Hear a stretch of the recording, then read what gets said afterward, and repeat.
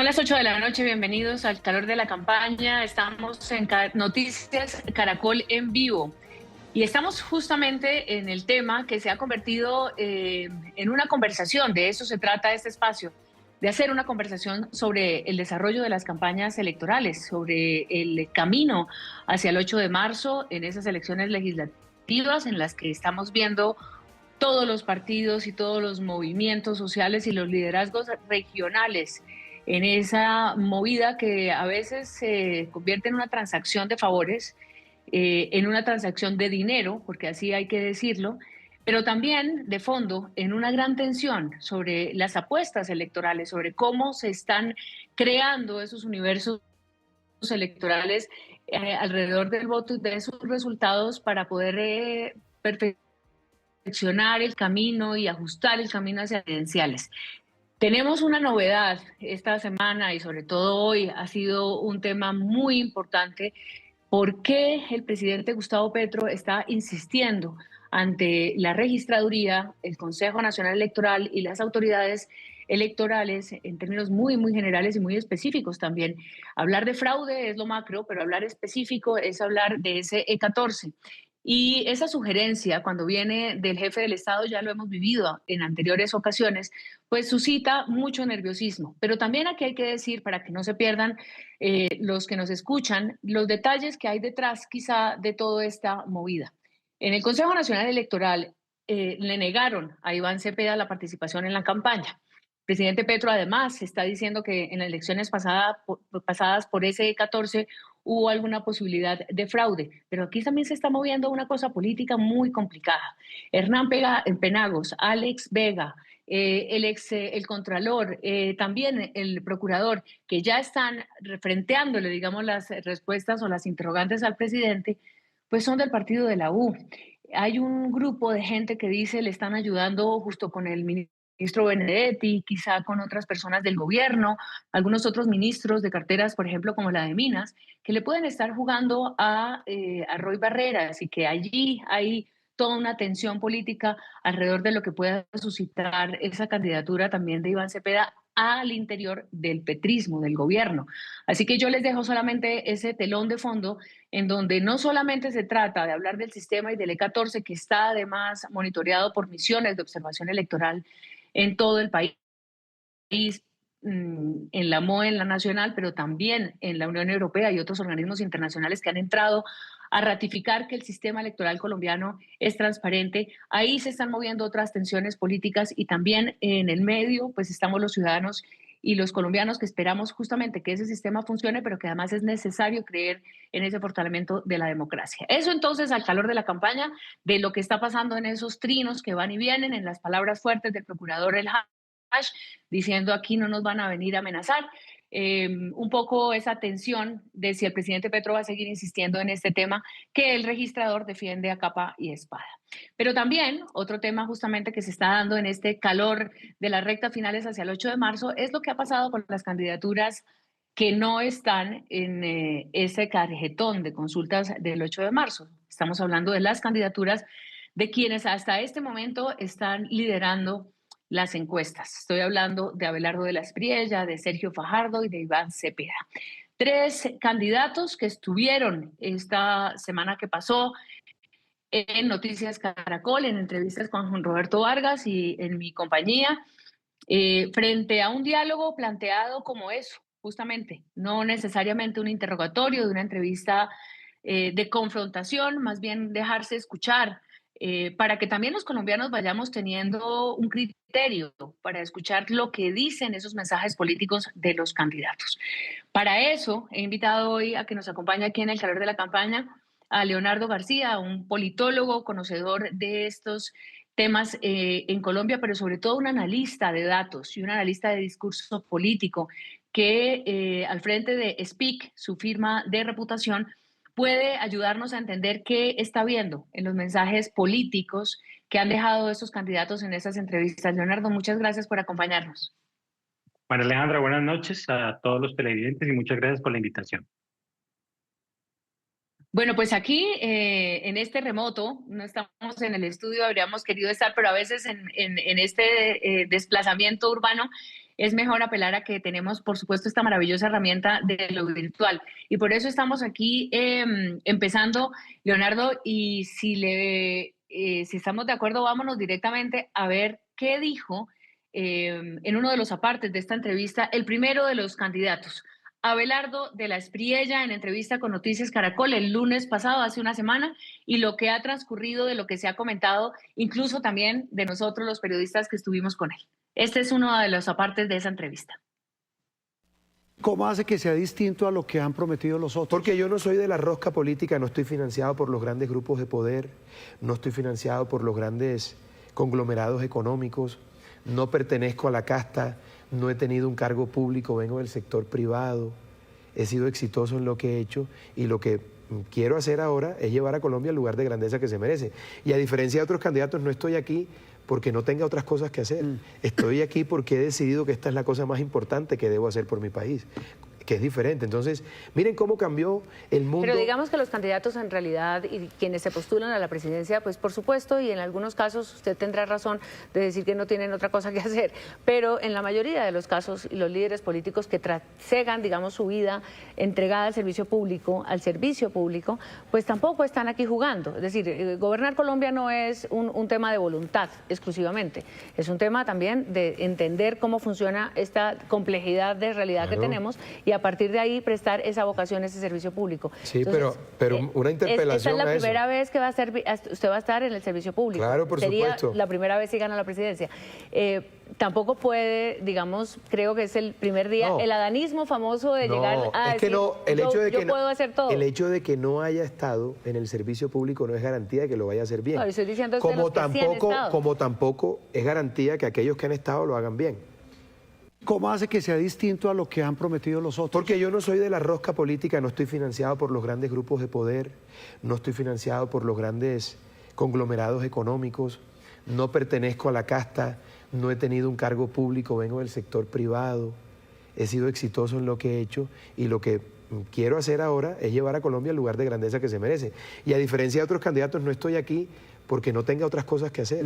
Estoy aquí porque he decidido que esta es la cosa más importante que debo hacer por mi país, que es diferente. Entonces, miren cómo cambió el mundo. Pero digamos que los candidatos en realidad y quienes se postulan a la presidencia, pues por supuesto, y en algunos casos usted tendrá razón de decir que no tienen otra cosa que hacer, pero en la mayoría de los casos, y los líderes políticos que trasegan, digamos, su vida entregada al servicio público, pues tampoco están aquí jugando. Es decir, gobernar Colombia no es un tema de voluntad. Bueno, veíamos ese diálogo con Juan Roberto Vargas y conmigo en esa mañana de hace 8 días y ahí viene, Leonardo, quizá la primera apreciación.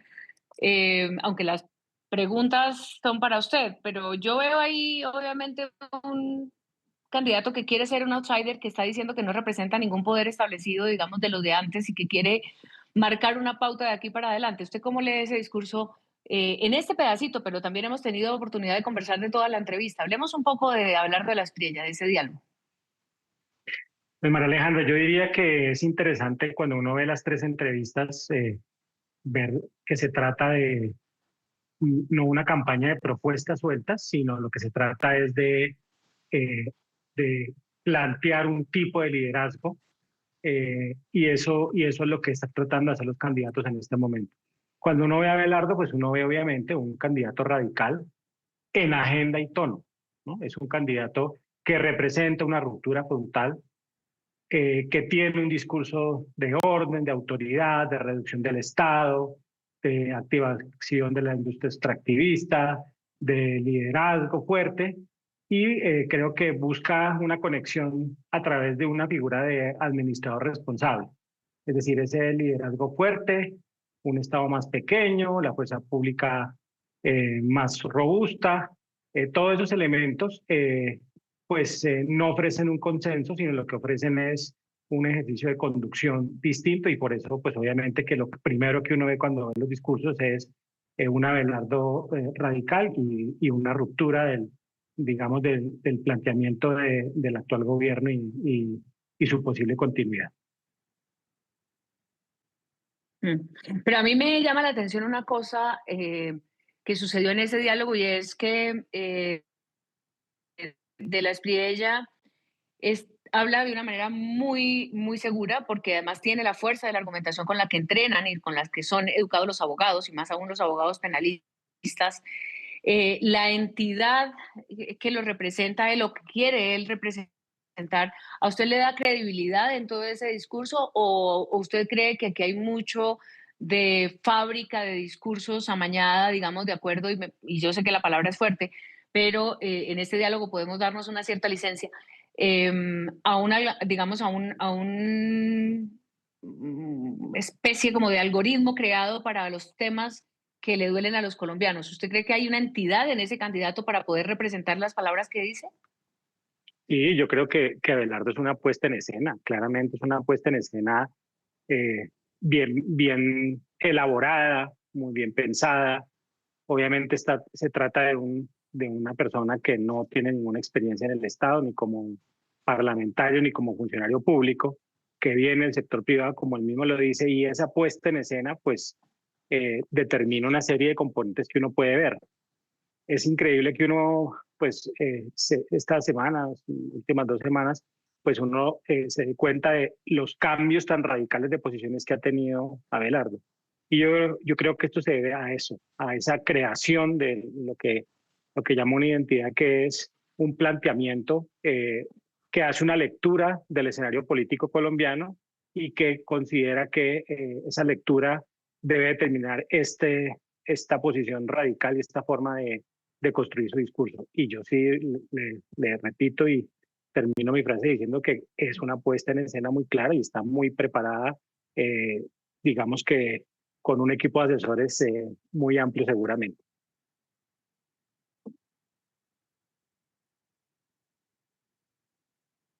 Si este discurso no fuera de Abelardo de las Priellas, sino que fuera de otra persona que también tome su rojo, que también tiene su dinero, que también ha conocido algunos aspectos de la vida nacional, ¿podría ser ese outsider o hay algo específico en su trasegar de lo privado a asuntos que, como por ejemplo el proceso con los paramilitares o algunos procesos penales que ha protagonizado él en la historia, su origen costeño, su espontaneidad? ¿Hay algo que le dé especificidad justamente a él o podría ser cualquier otra persona la que monte un proyecto de campaña y diga yo voy a ser presidente? Porque y digo esto es porque el año pasado entrevistamos a más de 45 candidatos de una lista de 90 que se creyeron presidentes. ¿Es un poco ese caso o qué hay ahí en el ser, digamos, en esta persona que pueda darle respaldo a todas esas palabras y a todas estas propuestas que hace? Sí, no, yo creo que sí hay un planteamiento, digamos, muy especial que ha tenido mucho éxito. Sin duda alguna, Abelardo de la Espriella es la gran estrella de la campaña. Un candidato que hace muy poco tiempo se lanzó, que no ha estado en la contienda política, que no hace parte, digamos, del escenario político tradicional colombiano, aparece en la contienda pública y pues rápidamente se ha quedado con el segundo lugar en las encuestas y digamos en un ascenso que lo muestran como un candidato que realmente pues ha sido pues digamos el paradigma de la campaña, ¿no? Sabíamos que Petro iba a tener un candidato y que la continuidad tenía que tener un personaje que está saliendo se está exponiendo en este momento como Iván Cepeda, y sabíamos que el centro pues viene tratando de buscar su espacio hace ya varias elecciones, pero este candidato que es un outsider pues tenía que determinarse a partir de unas características. Yo creo que Abelardo y su equipo están leyendo el escenario colombiano de una manera específica y yo creo que eh, cuando usted me pregunta que si algún otro candidato hubiera podido hacer lo mismo, yo creería que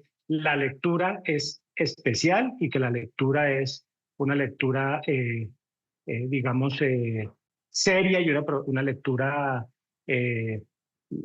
técnica de la contienda, de la discusión pública electoral colombiana y que por eso se ha posicionado de una manera pues tan exitosa como lo ha hecho en este inicio de campaña.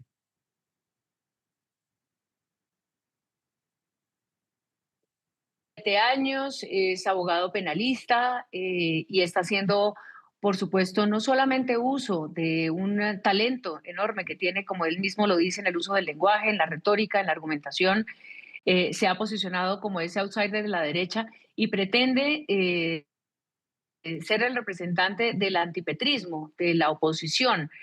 Por último, ya para pasar a Sergio Fajardo, ¿a usted le parece, Leonardo, que es al punto que estamos hoy de la campaña que va consolidándose o cuáles son los riesgos que tiene la campaña de la Espriella o que tendría la campaña de la Espriella para tener alguna debilidad, digamos, que le haga perder ese liderazgo en el segundo puesto según las encuestas hasta el momento? Pues yo creo que hay varios elementos de la campaña que están por verse. Yo creería que si lo comparáramos con un partido de fútbol estaríamos en los primeros 15 minutos.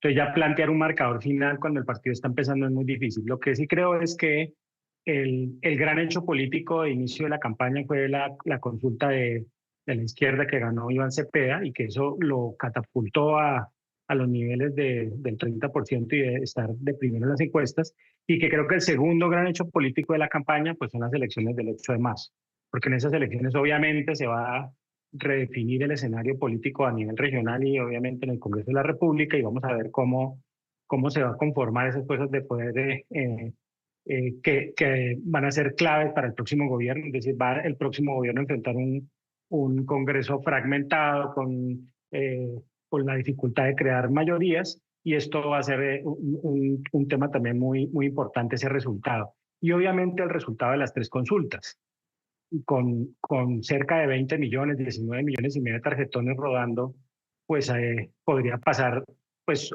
alguno de los dos escenarios, que haya una gran sorpresa y que los tarjetones pues sean marcados y pues los números muestren algo muy importante o el escenario contrario, pero creo que eso generaría un impacto muy grande y tanto Abelardo como Cepeda y Fajardo, que no están en ese proceso, pues sufrirían los efectos nocivos.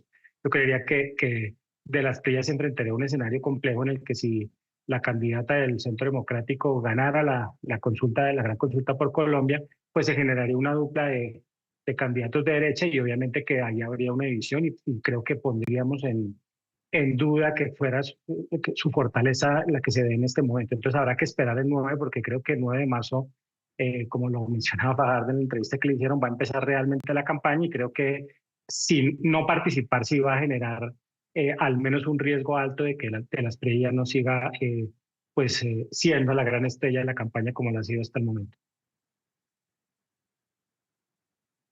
Muy bien. Pues justamente sobre Sergio Fajardo,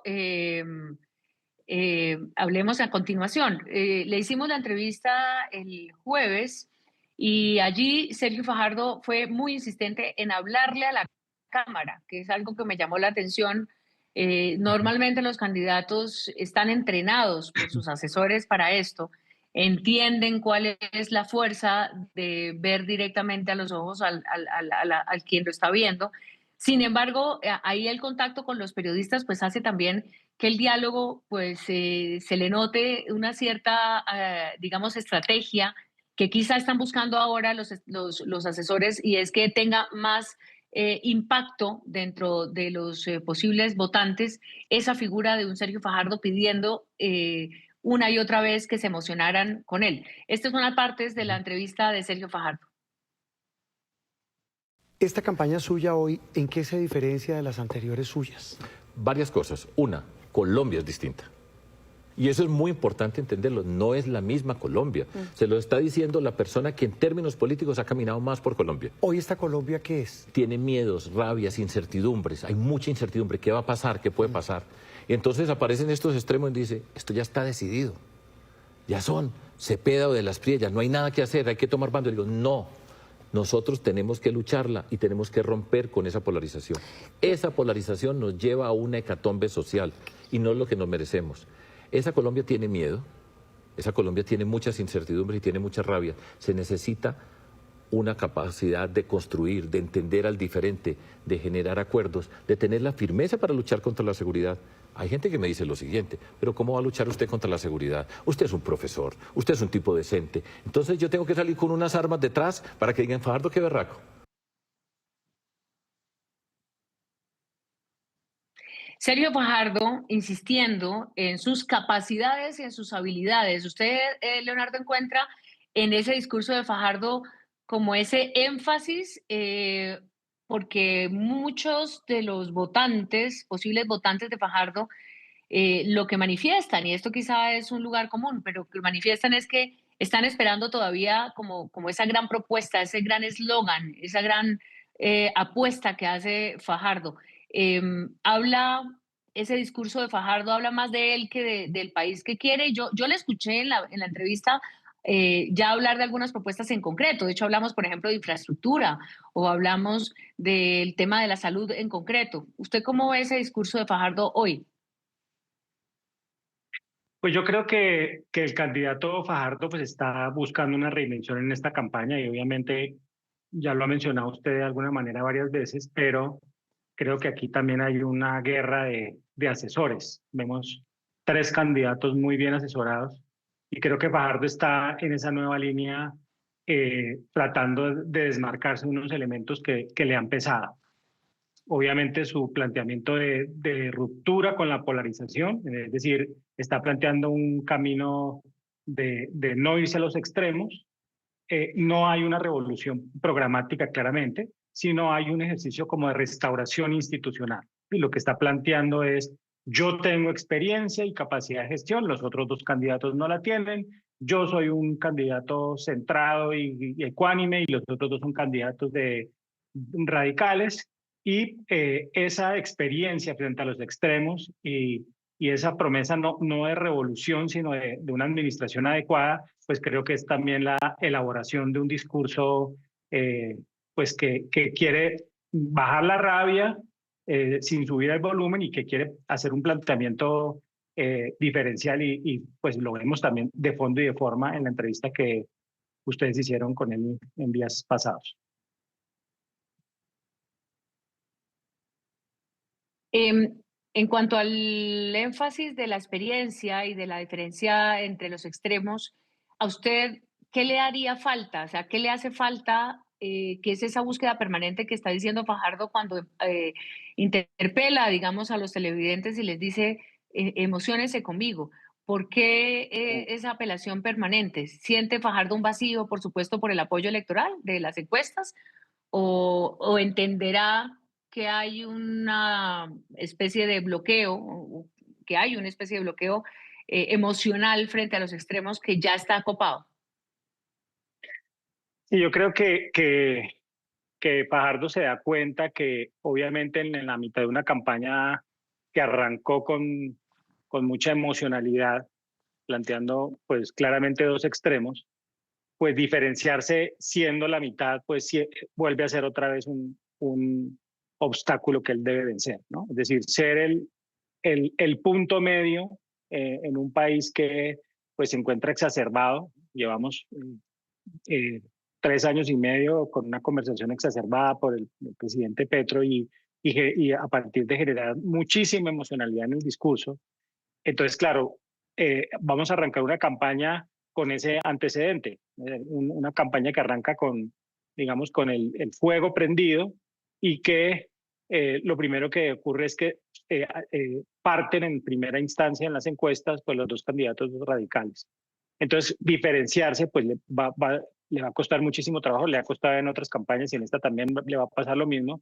Y obviamente que lo que está tratando es llenar ese espacio con esos elementos que, vuelvo al punto, fíjense que en medio de que se mencionan propuestas, en las 3 entrevistas hay propuestas específicas, pero creo que tiene que ver con mucho más sobre el tipo de Estado, el tipo de liderazgo que quieren plantear los candidatos. Es decir, no es una discusión de cuánto cambiar, porque todos plantean cambios de maneras distintas, pero todos cambios, sino cómo cambiar y con qué estilo de conducción hacerlo.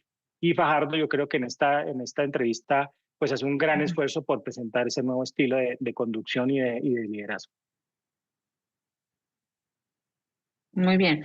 Pues vamos a hablar de Iván Cepeda. Esta entrevista, hay que decirlo, también tenemos unas métricas que vamos a ver si las alcanzamos a presentar, de cuál fue la entrevista más vista. Obviamente también sobre eso es muy relativo, ¿no? Para saber el interés que genera Iván Cepeda, hay que decir, hacía mucho tiempo no daba entrevistas, esta presencia en el estudio de Noticias Caracol generó obviamente mucha inquietud y también frente al desarrollo que están teniendo sus movilizaciones masivas en el país y ya en una conversación directa, pues creaba ciertas expectativas. Este es el diálogo con Iván Cepeda.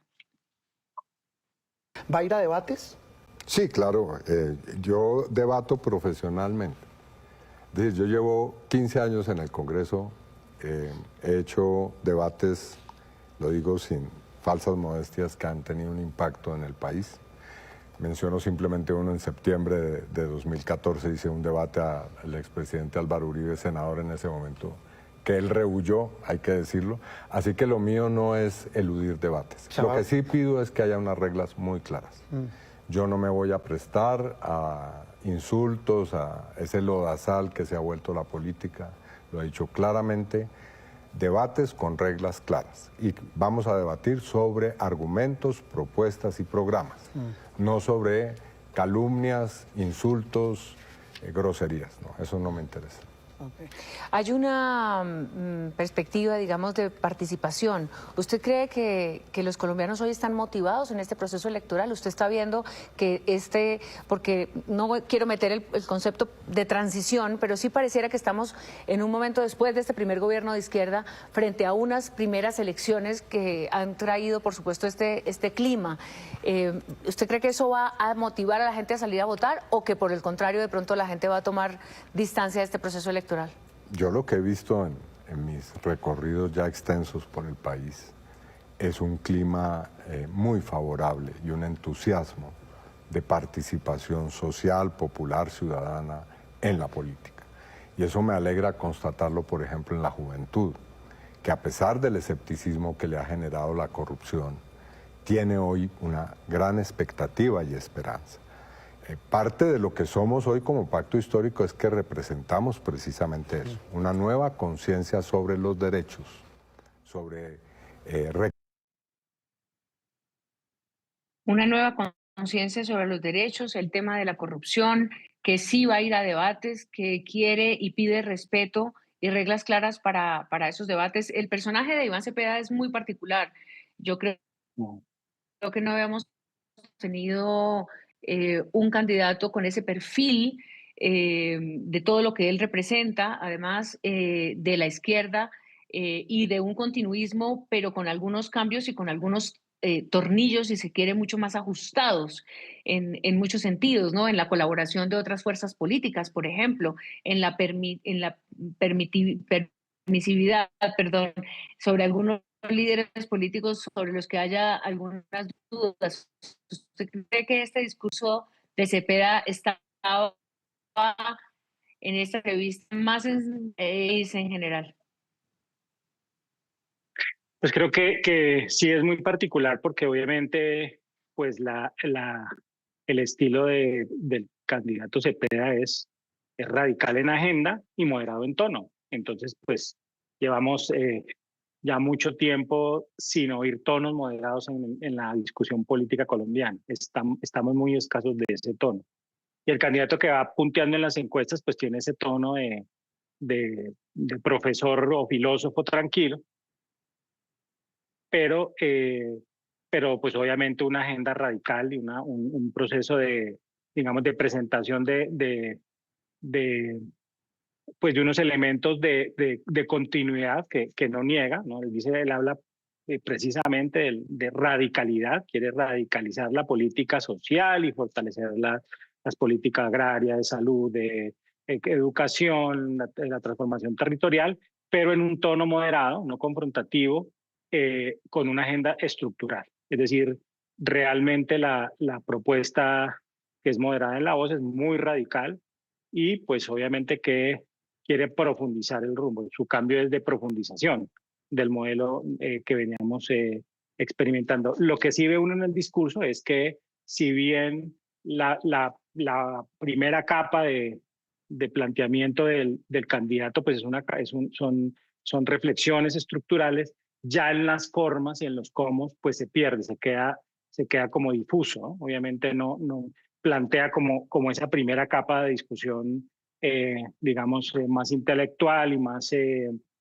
conceptual y se queda ahí en ese escenario. En eso creo que que tiene algo de similar a este gobierno, y es que se plantean los paradigmas de fondo de la sociedad colombiana, pero en el momento en el que se va a discutir cómo resolverlos, pues esa profundidad pues no se logra, no logra avanzar.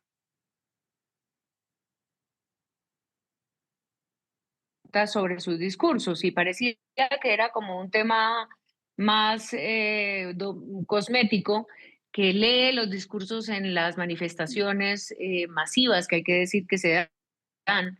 Y dice él, yo lo estoy haciendo a propósito para que vaya quedando del cuerpo, un poco ellos tienen esa forma de organizar su pensamiento para el cuerpo de propuestas, el cuerpo de país, el cuerpo de pensamiento, repito, que está sosteniendo esta candidatura. Esa forma metódica de no improvisar, digamos, aunque él dice que él en el Congreso y en el Senado lo ha hecho porque allí no se permite leer claramente, le da a ese discurso, digamos, como un asiento, más allá de esa plaza pública donde son las arengas y son los eslogans los que se gritan, ese estilo, digamos, de calma genera algún tipo, digamos, de una emoción nueva, de un enganche nuevo de la gente con él. Pues yo creo que no sé si sea un elemento de lectura. Cepeda es así, es Cepeda.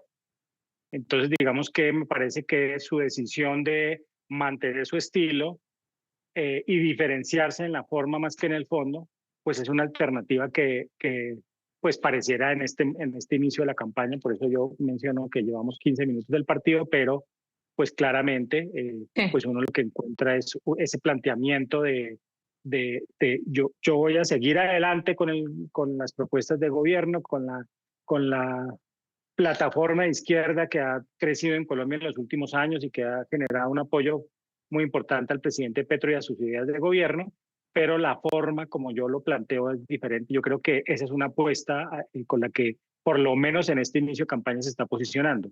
Yo también diría que son posiciones iniciales, ¿no? Es decir, este es como una primera tanda donde se plantean las posiciones y uno puede verlas en fondo y en forma, y que seguramente en la siguiente fase de la campaña, cuando haya pasado las elecciones del 8 de marzo, pues encontraremos allí otro ajuste en la estrategia de los candidatos. En esta primera fase, pues Cepeda ha encontrado una forma de arrancar su campaña de esa manera, contactándose con la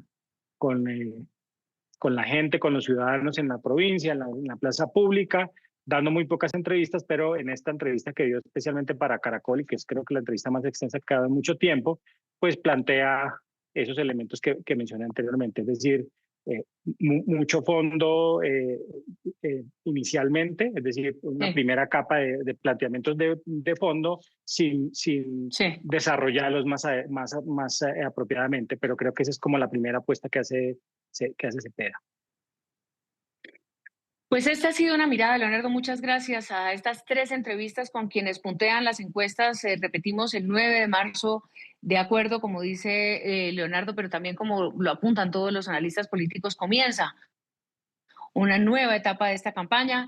Las elecciones serán el 31 de mayo, todavía falta tiempo, y tienen que madurar tanto candidatos como ciudadanos en la lectura, la vivencia también de esta campaña electoral. Esto es el calor de la campaña que cada vez está subiendo de mayor temperatura. Leonardo, muchas gracias por estar esta tarde acompañándonos, esta noche acompañándonos, y a ustedes, por supuesto, que continúen todos los lunes a las 8 de la noche aquí en Caracol, Noticias Caracol en vivo, al calor de la campaña. Vendrán muchas entrevistas más y muchos otros temas de coyuntura. Muchas gracias, buenas noches.